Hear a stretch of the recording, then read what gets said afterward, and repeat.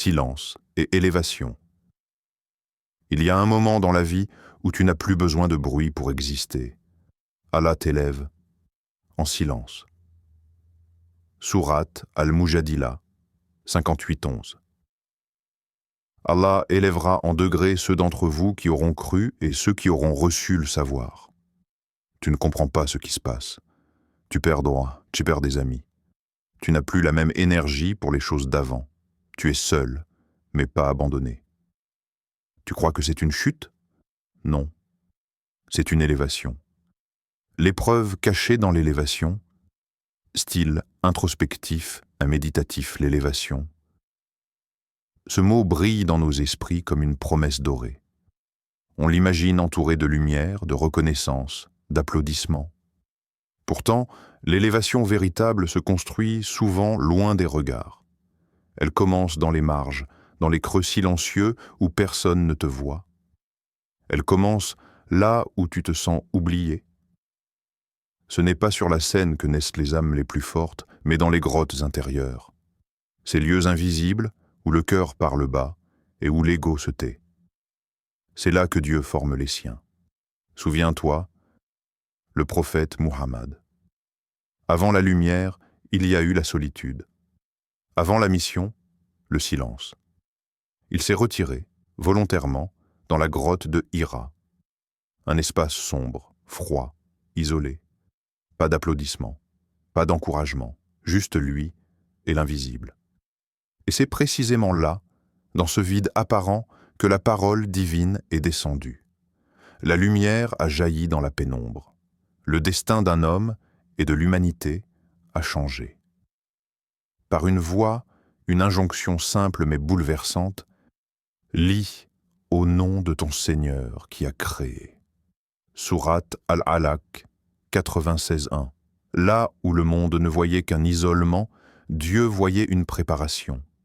Et toi maintenant? Dans ce silence que tu vis, dans ces absences qui t'entourent, que veut te faire entendre Allah?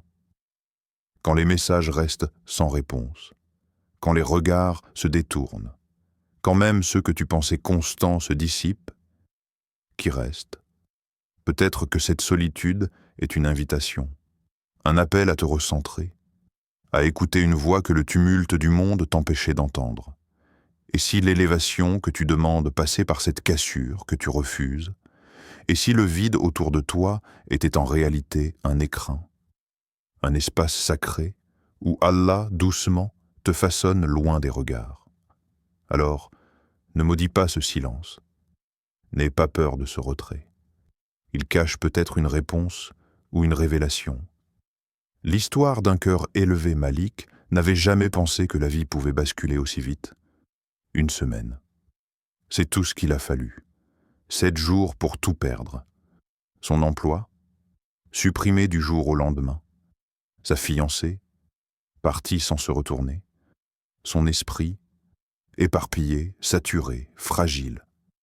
Il regardait le plafond de sa chambre, les yeux ouverts, mais l'âme fermée. Il n'y avait plus de lumière, plus d'envie, juste cette question qui revenait en boucle. Pourquoi moi, ya Allah? Il ne cherchait plus de réponse. Il voulait juste que la douleur s'arrête. Il criait, il suppliait, puis plus rien. Le silence, encore. Mais ce silence était différent. Il ne venait pas de l'extérieur. Il venait de lui. Un moment suspendu, où la rage s'est calmée et où quelque chose d'autre a pris place. L'écoute. Pas celle des bruits. Celle du cœur. Celle qu'on n'entend que lorsque les murs s'effondrent. Et c'est dans ce vide, dans ce moment où Malik ne savait plus s'il priait ou s'il respirait, qu'un verset qu'il connaissait depuis l'enfance est revenu comme un murmure du ciel. Allah n'impose à aucune âme une charge supérieure à sa capacité. Sourate Al-Baqarah 286. Il ne s'était jamais arrêté sur ces mots. Mais là, ils l'ont transpercé, pas comme une blessure, plutôt comme une clé. Et s'il n'était pas en train de tomber, mais d'être mis à nu? Et si chaque perte n'était pas une punition, mais une purification? Petit à petit, Malik a compris, il ne perdait pas tout. Il perdait ce qui ne tenait pas, ce qui n'était pas fait pour rester, et ce que Dieu semblait lui retirer, c'était peut-être pour le préparer à mieux. Car Allah ne détruit jamais sans sagesse. Il déracine pour replanter plus profond. Il déconstruit ce que tu bâtis sur le sable pour t'élever vers une terre solide. Et Malik n'était pas fini. Il commençait.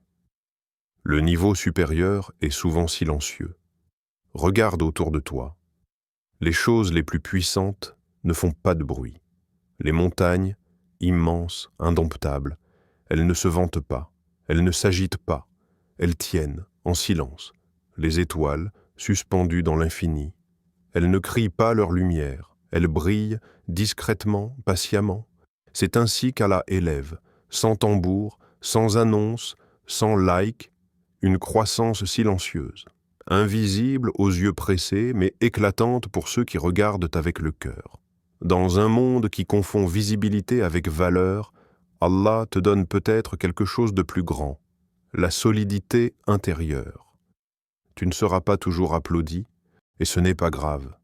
L'élévation authentique se vit bien plus qu'elle ne se montre. Elle est souvent nue de mots, riche de sens, comme une graine sous la terre. Personne ne la voit pousser. Mais Allah sait. Allah accroît la guidance de ceux qui se laissent guider. Sourate Maryam, 19, 76.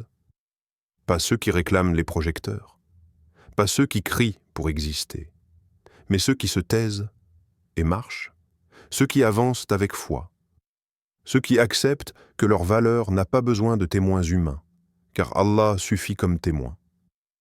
Est-ce que tu peux accueillir ce niveau supérieur, même si personne ne t'applaudit? Est-ce que tu peux comprendre que le silence n'est pas un vide, mais un langage sacré? Un langage que l'âme comprend mieux que les mots. Un lieu où l'ego ne peut pas parler. Un terrain où la lumière pousse loin du bruit. Ce silence, ce calme, c'est peut-être la preuve que tu montes.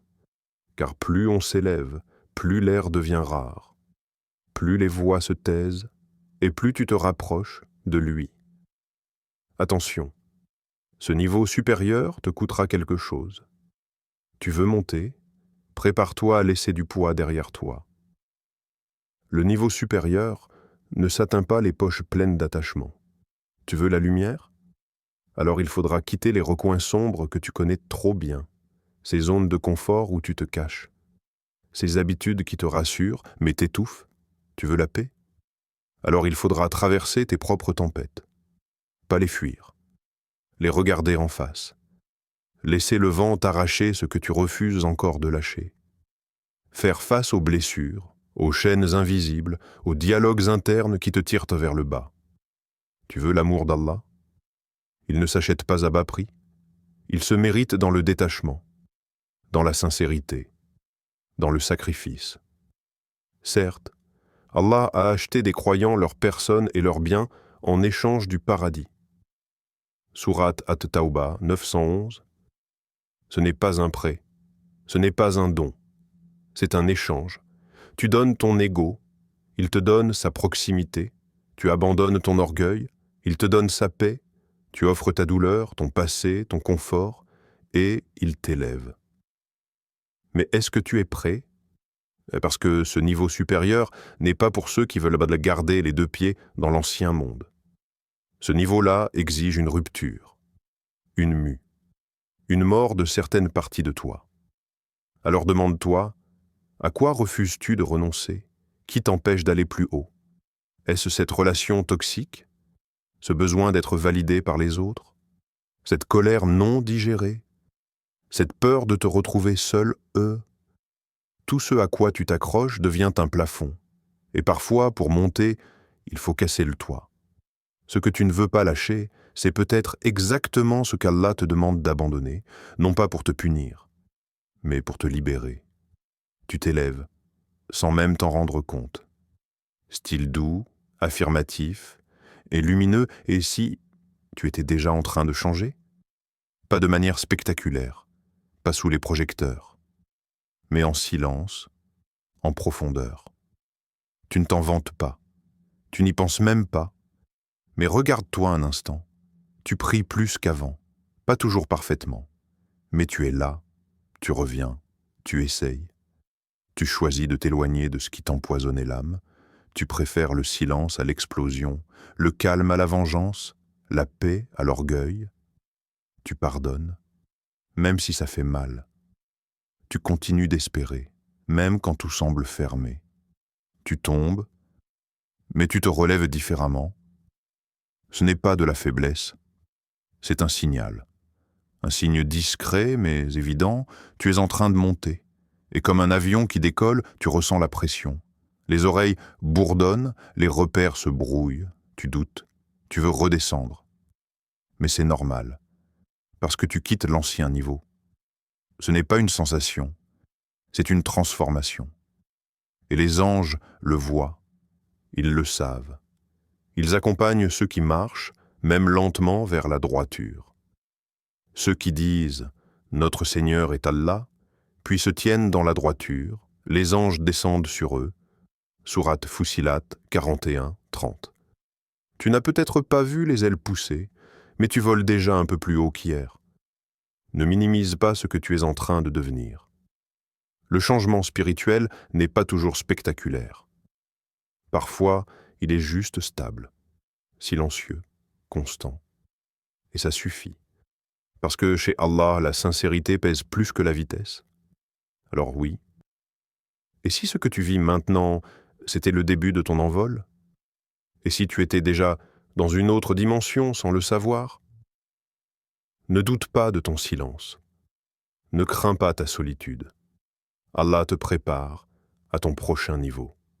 Sourate An-Nur 24-35. Allah est la lumière des cieux et de la terre.